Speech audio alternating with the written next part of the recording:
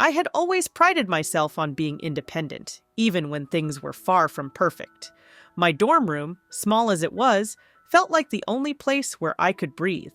The walls were littered with half-finished assignments, old photos of my family that I couldn't bring myself to throw away, and a few plush toys from my childhood. It wasn't much, but it was mine. A fresh start after a life spent trying to meet the expectations of people who never seemed to see me. Back home, things were different. My family wasn't your typical family, at least not in the sense that I could ever expect to feel truly at home.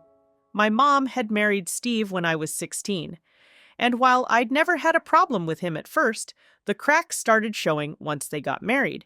He wasn't a bad guy, but he had a way of making everyone feel like their role in life was to serve his. My mom was soft and kind, the type of person who'd always been in the background, supporting everyone but never really asking for much in return. As a result, Steve often took advantage of that, and I was stuck in the middle, too loyal to my mom to leave, but too frustrated with how my life kept getting pushed aside to stay. The worst part of it all was his daughter, Mia. From the moment we met, Mia and I had never seen eye to eye. She was the golden child, bright, bubbly, always getting the attention, while I was the practical one, trying to manage my studies, work, and somehow maintain a semblance of normalcy. Mia, on the other hand, got what she wanted without much effort. Steve didn't even try to hide it. I wasn't jealous of her, I just wished I could get the same kind of love and support that was showered on her, but that was never going to happen. I was in my second year of college when it all came to a head. I had moved out of the house when I started school, needing space to grow, and my mom and Steve had been supportive in their way. But over the past few months, things had gotten worse. I could feel the tension building, especially from Steve. The casual remarks he made about money, his concern for our family's finances, and his increasingly frequent calls demanding I come back home more often. It was always framed as a family matter, a way for us all to pull together and support each other. But I couldn't shake the feeling that something else was going on. One night when I was visiting for the weekend, it all came to a head. We were sitting around the kitchen table, the same place we always had family meetings, with my mom, Steve, and Mia. There was an awkward tension in the air as Steve cleared his throat, making a point to glance at me before he spoke. "I've been thinking," he started, "about the direction things are heading. Your mom and I are doing everything we can to keep things afloat, but it's getting harder." He paused for a moment, looking at my mom, who nodded in agreement, her face filled with concern. "We've got a lot of bills piling up, and I'm going to be honest, things don't look good." I shifted in my seat, my mind already racing. I could already sense what was coming. "I've been trying to think of a way we can all help," he continued. "And, well, I think it might be time for you to make a sacrifice, Emma." I froze. "I know you've been doing great in college, but we're struggling right now. If you could come back home and take some time off school, maybe get a full-time job, it'd help cover some of these bills. Your mom and I could really use the support, especially now with Mia's upcoming expenses." Mia, sitting across the table, didn't say a word. She looked up at me for a moment, her eyes wide, but there was no sympathy there. I could feel the weight of her gaze, a silent judgment that only reinforced what I already knew. She wasn't the one being asked to make sacrifices. It was always me. I looked at my mom, hoping she'd say something, anything to push back, but she stayed quiet. She never wanted to cause waves, never wanted to upset Steve. And that was the problem. She was always willing to let him take the lead. I could feel the panic rising in my chest. "You want me to drop out?" I asked, trying to keep my voice steady, but I could hear the doubt creeping in. "It's only temporary," Steve said. "We just need the help right now. You're smart, Emma. You'll go back to school when things are better. You can finish later. Family comes first." I bit my lip, the frustration bubbling up inside me. The guilt was crushing. I had always been the responsible one, the one who kept my head down and did what was expected of me. But this felt different. My future was on the line. I had worked too hard to get where I was. But then I looked at my mom, her worried face, and I didn't want to disappoint her. I knew I was the one who could help. "I'll do it," I said before I could stop myself. Steve's face lit up with approval, and my mom smiled weakly.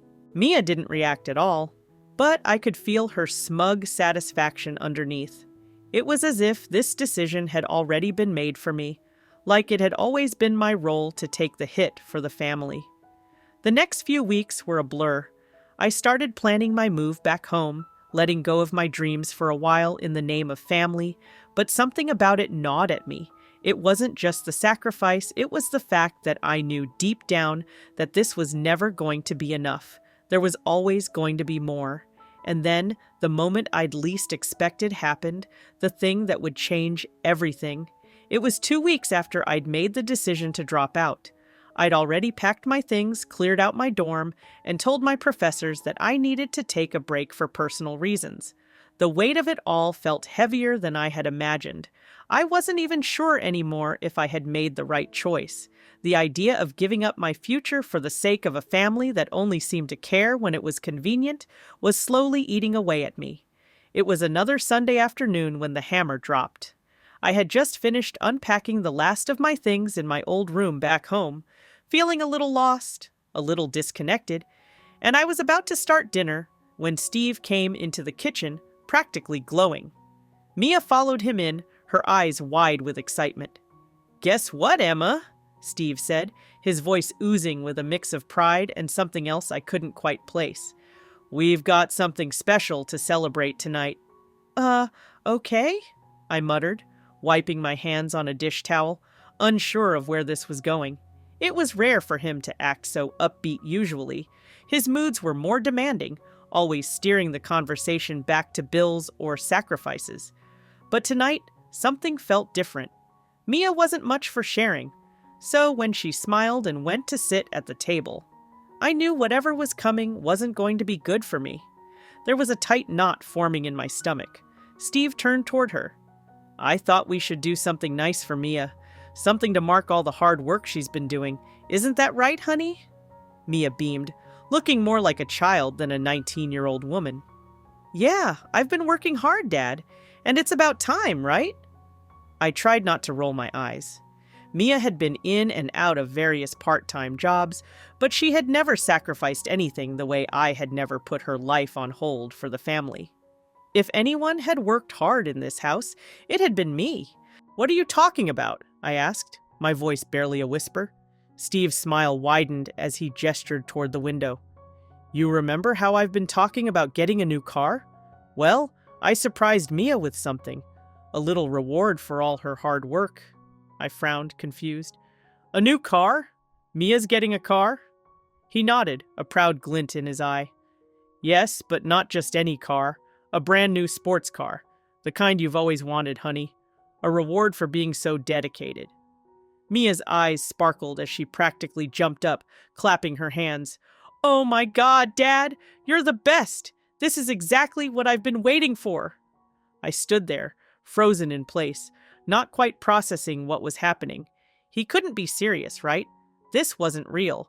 And then it hit me like a ton of bricks. The car was shiny, sleek, expensive, a brand new red convertible with leather seats, as if money was no object. And Mia, who had never struggled a day in her life, was getting a gift that I couldn't even begin to fathom. A gift that, by all accounts, should have been mine. I felt my breath catch in my throat. You bought her a car?" My voice cracked. It felt like the words had come out of someone else's mouth, as if I couldn't believe I was hearing them. Was this really happening? "Of course I did," Steve said casually, as though he were announcing a regular purchase at the grocery store. "She's been a great kid, and she deserves it. You know how it is? When you sacrifice, you get rewarded. And Mia's been a great help around here. Isn't that right, honey?" Mia, without missing a beat, turned to me. "Maybe you should be grateful, Emma. I mean, not everyone gets a sports car handed to them, you know?" She raised an eyebrow, her lips curling into that smug smile she always wore whenever she was rubbing something in my face. My pulse was pounding in my ears. I didn't know what to say. I had been asked to drop out of college, to give up on everything I had worked for, to help with the family's bills. And here he was, buying his daughter a brand new sports car. The hypocrisy stung, but it was more than that. It felt like a slap in the face. I had given up my future for them, and this was what I got in return. "I'm glad you're happy, Mia," I said, my words barely audible. "But this doesn't seem fair. Considering I just gave up my life to help this family." Steve's face twisted with irritation. "Emma, don't start with this. I thought you were smarter than that. We're going through tough times. I was the one who suggested you take some time off school to help out. I thought it was what's best for all of us." "Yeah, well, it's not best for me," I snapped, unable to hold it in any longer. "This isn't what I wanted. I wanted to finish my degree, but no. I had to give that up because you needed me, and now you're just handing a car to her?" Mia rolled her eyes. "Oh, spare me the martyr routine, Emma. You didn't have to give up anything. You chose to." The words felt like a punch in the gut. Of course, she wouldn't understand. Why would she? She had never had to fight for anything. Steve stood up, his voice rising. "I've had enough of your attitude. You're the one who chose to leave school. I told you to make a sacrifice for the family, and instead, you act like I'm the bad guy. Do you even understand what this family's been through?" I stared at him, shaking with a mix of fury and hurt. "Maybe if you actually cared about me, you'd see how much this hurts. Maybe if you saw me as more than just the help, you'd understand how wrong this is." Steve's jaw clenched. "I'm not having this conversation right now." I turned on my heel and walked out of the room, my heart racing. I felt like I was losing everything. The family I thought I was helping was never mine to begin with. They were his family, his real family, and I was just the sacrifice, the one left behind. And I couldn't take it anymore. I spent the next few days trying to clear my head. I couldn't sleep, couldn't focus on anything. Every time I closed my eyes, I saw that damn car, the red convertible, the gleam of it mocking me. It was so far beyond anything I'd ever had, anything I'd ever hoped for, and the fact that it wasn't even my sacrifice being rewarded, but Mia's, only made it worse. It wasn't just the car. It wasn't even the money. It was the way I was treated, the way I had been manipulated into believing I owed this family something, and I had. I had dropped out of school for them. I had walked away from the future I'd been fighting for, hoping that the sacrifice would make me feel like I was doing something worthwhile.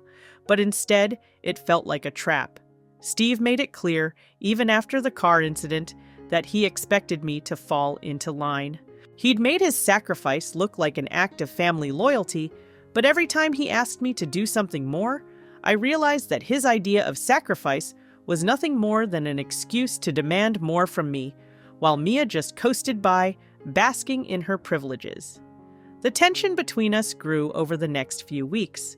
I began to notice how Steve seemed to think of me as little more than an extension of himself, a tool for whatever he needed. I was the one who was expected to handle all the household's problems, pick up the slack, and act as though nothing was amiss. I was being gaslighted into thinking this was normal, that I should be grateful for the chance to help the family in crisis, all while Mia breezed through life with barely a worry. Mia's behavior became increasingly passive-aggressive. She would talk about the car every chance she got, flashing her new keys or casually mentioning how great it felt to drive around in something so luxurious. I would smile, trying to keep my temper in check, but it was becoming impossible. Her smugness, her arrogance, was like a constant thorn in my side. And Steve, well, he ate it up. He never corrected her, never made her see how unfair her behavior was. Instead, he'd tell me, "You should learn from Mia's work ethic. She doesn't complain, she just gets things done." I couldn't stand it anymore. I had agreed to take some time off from school, thinking I was doing the right thing, thinking I was helping the family, but what had happened? The more I gave, the more they took. There was no appreciation. There was no recognition for the fact that I had been the one to put my life on hold, while Mia continued to live her carefree existence. But then, something snapped. One night, When I was sitting in the living room, catching up on some online job applications, Steve walked in with a smug smile, a piece of paper in his hand. "I need you to take care of the bills this month," he said, his tone as though it were the most obvious thing in the world. I looked up at him, my heart racing. "What do you mean, take care of the bills?" "I mean, I need you to pay them. You've been here long enough now. Time to start helping out." My jaw dropped. "Wait, what? You want me to pay the bills? But I'm not even working full time. I'm not even in school anymore." "I don't care about that," Steve replied. "You're an adult now, Emma. You have a responsibility to contribute. We're all in this together, right?" I stood up so quickly I nearly knocked over my chair. "You've got to be kidding me! You're asking me to pay the bills when I'm the one who gave up everything for this family?" Steve's face darkened, his patience clearly running out. "You want to keep acting like a child? Go ahead. But we're a family, and families support each other.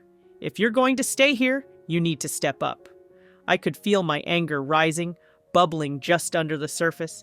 This wasn't a family. This was a business transaction. I wasn't a daughter. I was a tool, and I was being used to cover the gaps in their mess of a life. "You know what, Steve?" I snapped. "Maybe Mia should be the one handling the bills? She's the one with the brand new car, after all." That did it. His eyes flashed with anger, his voice rising. "Don't you dare talk to me like that. You're the one who decided to drop out of school. You're the one who chose to help us. So don't turn around and act like you're a victim here. You're a part of this family, whether you like it or not." "I'm not a part of your family," I spat, the words coming out harsher than I intended. "I'm a second-class citizen in this house. You don't care about me. You care about what I can do for you." There was a long pause, and for a moment I thought he might lash out physically. But instead, Steve stood there, glaring at me, his jaw clenched tight. "You want to leave?" he sneered.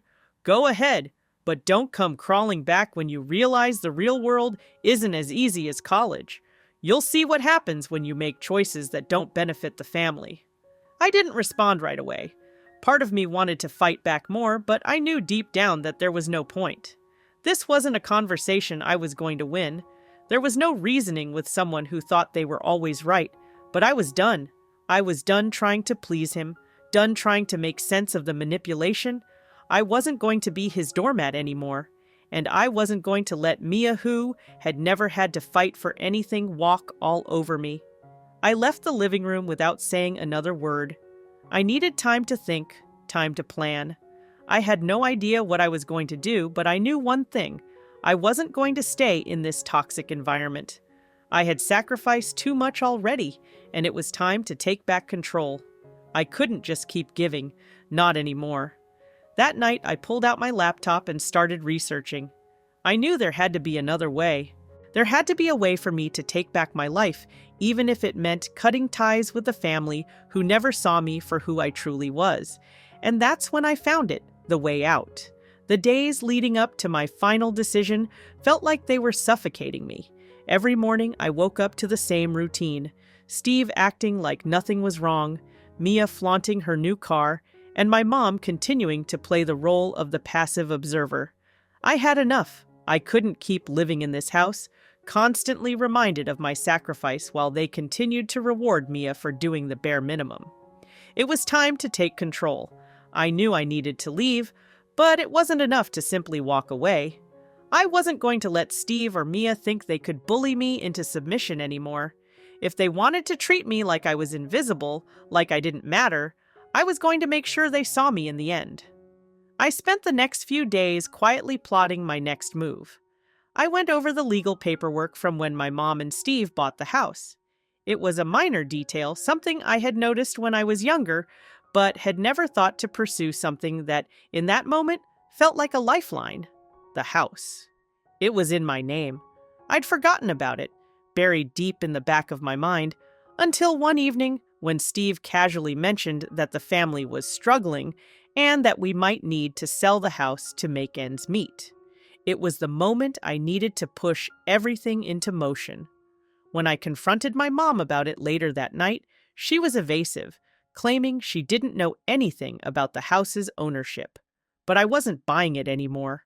My mother might have been in denial, but I was done being the one who made excuses for everyone else.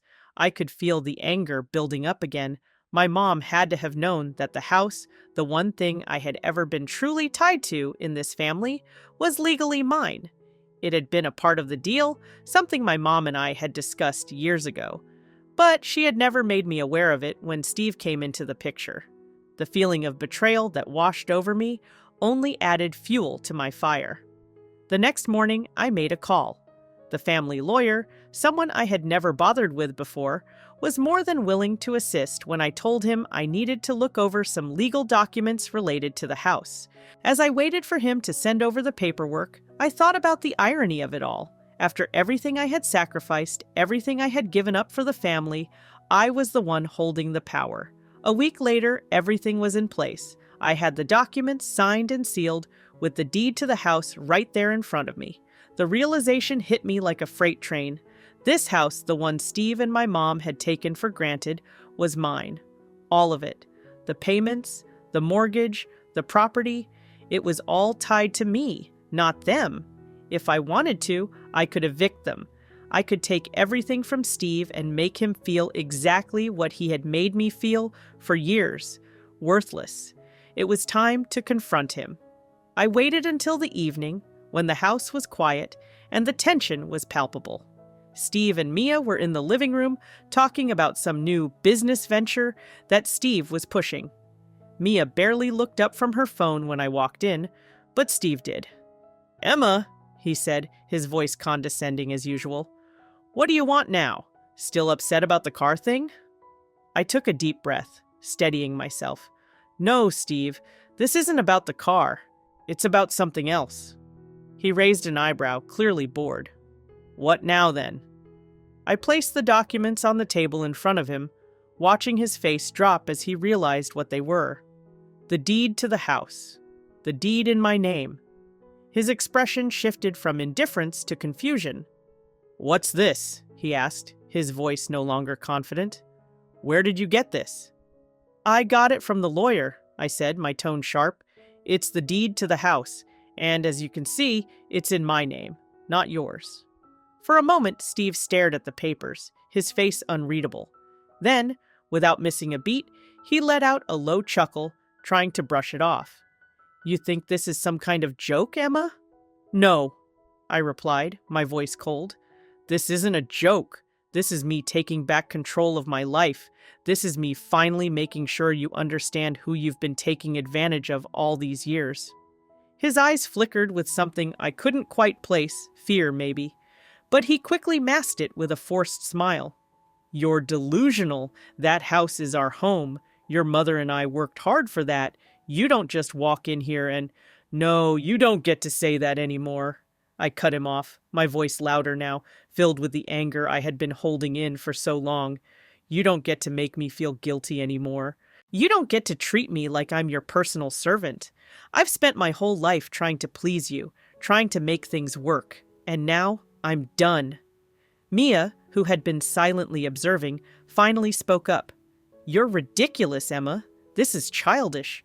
You don't know anything about how hard we've worked to keep everything running." I turned to her, my gaze sharp. "You don't get to talk to me about hard work, Mia. Not when I've been here busting my ass, while you've been handed everything on a silver platter. I've been the one who sacrificed everything for this family. You were never asked to give up a single thing, so don't act like you understand." Steve looked at Mia, and then back at me, his usual bravado starting to crumble. "You're making a huge mistake," he said, trying to regain some control of the situation. "You don't know what you're doing. You're making it impossible for your mom." I shook my head. "No, Steve. You made it impossible. You manipulated us, all of us, into thinking this was the right thing to do. You made me drop out of school. You made me feel like my future didn't matter." Steve stood up, his fists clenching. "You can't just walk away from your family like this. You can't throw it all away over some papers." "I'm not throwing it all away," I said, standing tall now. "I'm just taking what's mine. You want to play this game, Steve? Fine, let's play." The words hung in the air for a long moment. Then I dropped the bombshell. Consider this my official notice. You're both being evicted. This house is mine. I'm giving you 30 days to pack up and leave. Steve's face turned white. You can't do this, he spat. I just did, I replied. And trust me, Steve, this is only the beginning. You've underestimated me for far too long. As I turned to leave, I felt a strange sense of power wash over me. For the first time in my life, I wasn't the one being used. I wasn't the one left behind. I was in control, and it felt damn good. The days that followed felt surreal, almost like I was watching someone else's life unfold. The house, the one I'd thought was never truly mine, was now a symbol of my victory. But I wasn't deluding myself. I knew this wasn't going to be easy. There was going to be fallout. There was always fallout when you did something like this. The first few days after I told Steve and Mia they had to leave were tense. Steve tried everything he could to bully me into changing my mind. He called me every name in the book, ungrateful, selfish, even heartless. Mia stayed silent, but I could see the resentment in her eyes. She couldn't understand why I was doing this, why I wasn't just rolling over like I always had before. They both thought I would back down, that I would fold under the pressure like I always had. But I didn't. This time, I held my ground. I moved into the master bedroom, the one I'd always stayed out of before. It felt strange to be there, like I was stepping into someone else's life, but at the same time, it felt liberating. I spent the next few days sorting through my things, packing up the last of my belongings from the smaller room I'd been relegated to for so long. It was bittersweet. There was a part of me that still wanted to be a part of the family, wanted to keep the peace, but I couldn't keep sacrificing my future for people who didn't respect me. Not anymore. Steve's threats were relentless. He told me I was ruining my relationship with my mom, that I was going to regret this. He even had the nerve to tell me that he was the one who had supported me all these years. As if his idea of support was getting me to put my dreams on hold for the sake of his precious family. I didn't let it get to me anymore. I'd heard it all before. This time, his words fell flat. It was my mom that broke me, though. A week after I gave them the notice, she called me into the living room. Her face was a mixture of sadness and guilt, and for a moment, I felt like a terrible daughter. She asked me if I was sure about what I was doing, if I could really live with myself knowing I was pushing my stepfather out of the house. She looked at me like I was the villain. "I don't know, Emma," she said softly. "You're making it so hard for me to choose between you and Steve. We've been through so much together as a family, Mom, don't," I interrupted. "Don't make this about you choosing between us. You didn't stand up for me when it mattered. You didn't even know what I was going through all these years." She flinched at my words, her eyes welling with tears. "I didn't know, Emma. I didn't see it. I'm sorry." That was the truth, wasn't it? My mother hadn't seen it. She hadn't seen how I'd bent over backwards for them, how I'd been the one to sacrifice my future so that they could stay comfortable. She hadn't seen how I'd been treated like a second-class citizen, constantly overshadowed by Mia. She didn't see the way Steve used guilt to control her, and she never saw how his manipulations had eaten away at me, piece by piece, until I was nothing but a shadow of who I used to be. I didn't know what I expected from my mom. I didn't know if she was going to suddenly stand up for me or if she was going to go back to Steve. All I knew was that I couldn't carry her guilt anymore. I had to take care of myself for once. "I'm sorry, Mom, I really am, but this is my life. I have to do what's right for me." She didn't say anything for a long time. Then, with a soft sigh, she nodded. "I know. You've always been strong, Emma. I wish I had seen it sooner." The next few weeks were full of tension, but I didn't let it break me. Steve packed his things and left without a word, his pride too hurt to try and fight me further. Mia, however, stayed around a little longer, refusing to accept the reality of the situation. She didn't know how to process it, but I could tell it bothered her. She eventually left too, after an awkward, silent confrontation where she called me selfish and walked out the door. The house was quiet. Too quiet. My mom moved in with her sister for a while, needing time to figure out what she wanted. I wasn't sure if she was going to come back, and part of me didn't care anymore. I had done what I needed to do for myself, and I wasn't going to let anyone make me feel guilty for it. In the meantime, I focused on getting my life back on track. I re-enrolled in school. I took on a few freelance jobs to help with the bills, and for the first time in a long time, I felt free. I wasn't under anyone's thumb anymore. I wasn't being used or taken for granted. Eventually, my mom called to check in. She apologized again for not being there when I needed her, and we had a long talk. I told her that I wasn't asking for her to take sides, that I just needed her to understand that I couldn't keep putting my life on hold for people who didn't respect me.